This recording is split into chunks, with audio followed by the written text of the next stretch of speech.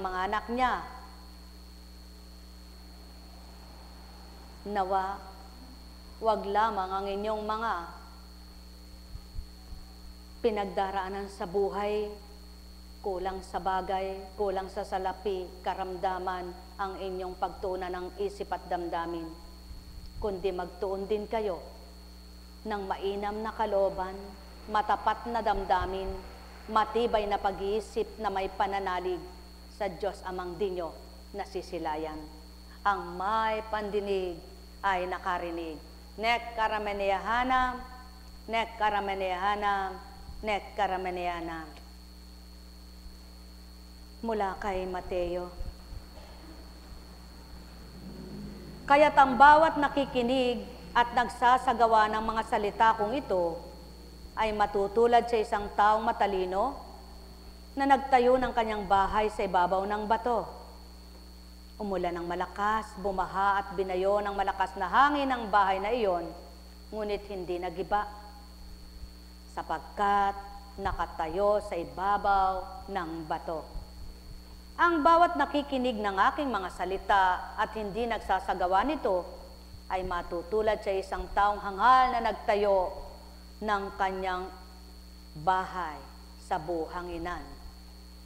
Umulan ng malakas, bumaha at binayo ng malakas ng hangin ang bahay. Bumagsak ang bahay na iyon at lubusang nawasak. Ang may pandinig ay nakarinig. Sumainyong kapayapaan, mga minamahal. Alalaong baga, inyong pagnilayan sa mga pinagdaraanan ninyo, ang katagumpayan ninyo ay ang katatagan ng pananalig at pananampalataya. Makakamit ninyo ang tagumpay sa inyong malawak at bukas diwang buhay ang pag-asa. Sapagkat ang amang buhay at matatag sa lahat, patuloy na nagpapatatag at nagpapatibay sa kanyang mga anak, kaya't ang tuwirang sa kanya itatanggap at kikilalang ganap, nakakamtan nila ang marapat. Mula muli kay Mateo. Hindi lahat ng tumatawag sa akin, Panginoon, Panginoon, ay papasok sa kaharian ng langit, kundi yaon lamang sumusunod sa kalooban ng aking Amang nasa langit. Pagdating ng huling araw, marami ang magsasabi sa akin, Panginoon, nangaral po ako.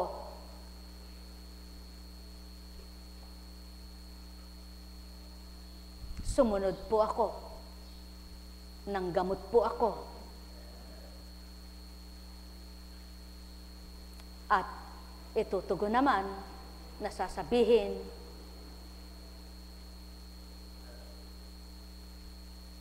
wika pa ng isa, nagpalayas po ako ng demonyo.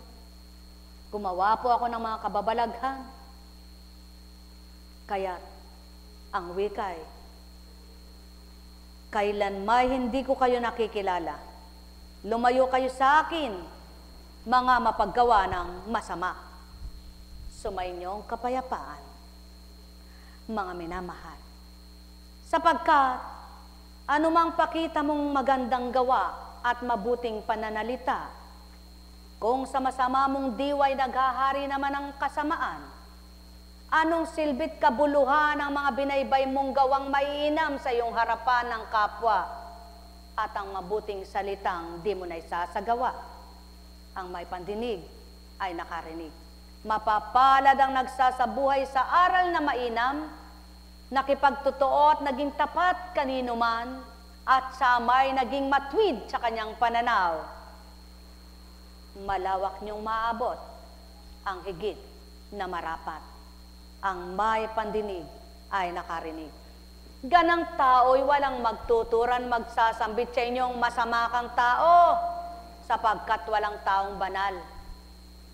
Matapang na lamang ang taong magsasabi sa kapwa niyang matapang na matapang sadya ito kapag sinabi niyang masama kang tao. Bakit? Kung ang pinagsabihan naman niya ay matwid na makapagsasalita sa kanya at hindi maduduwag, Banal ka ba? Tutugunin naman siya. Sino bang hindi nagkasala? Maaaring ikaw sa oras na ito, nagkakasala na isip mo sa akin. Paano mo masasabing ako'y masamang tao? Ganyan ang mundo.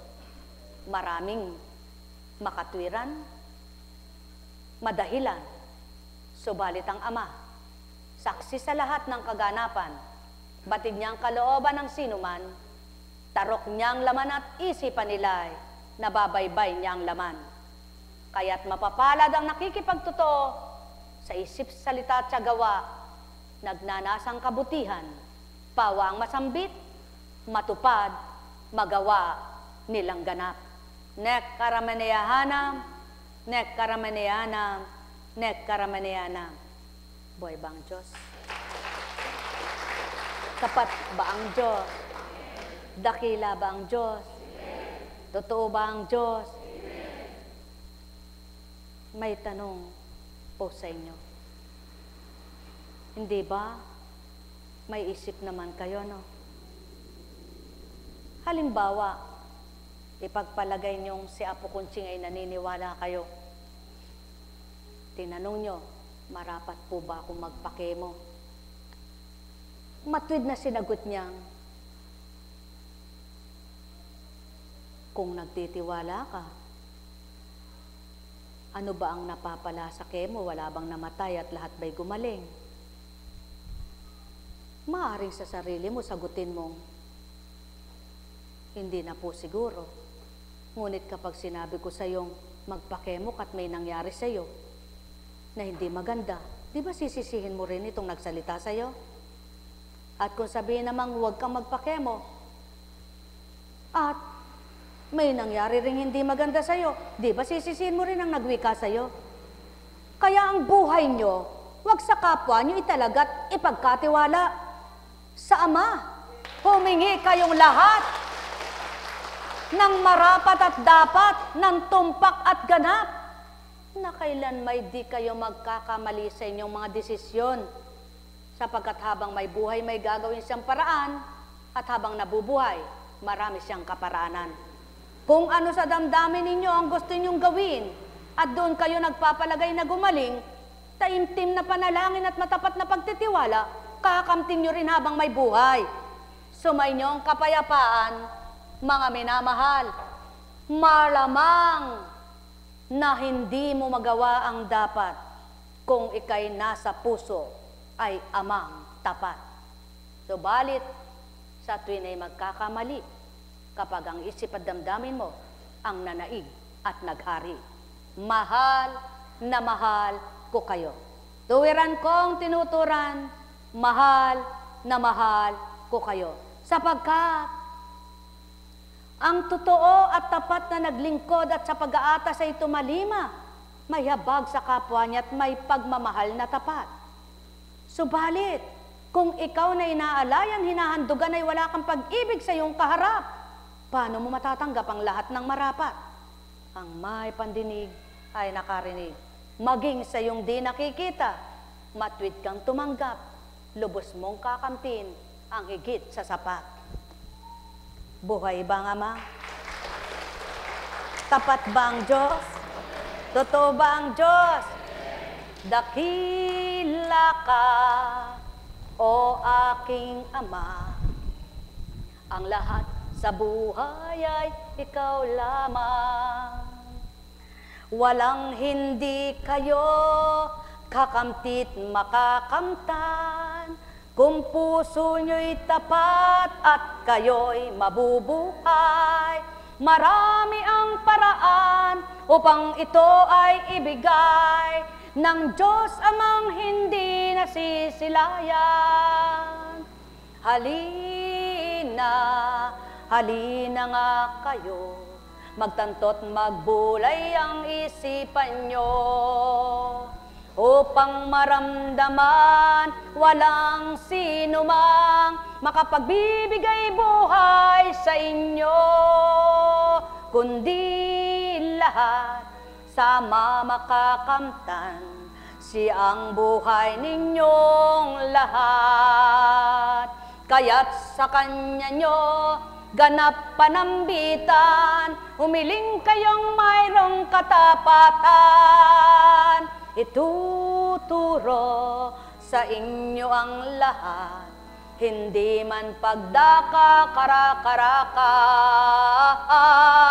na eto na, nakamit mo ng anak niya, magbata't magtiis lamang habang nabubuhay, palalayain ka ring anak niya.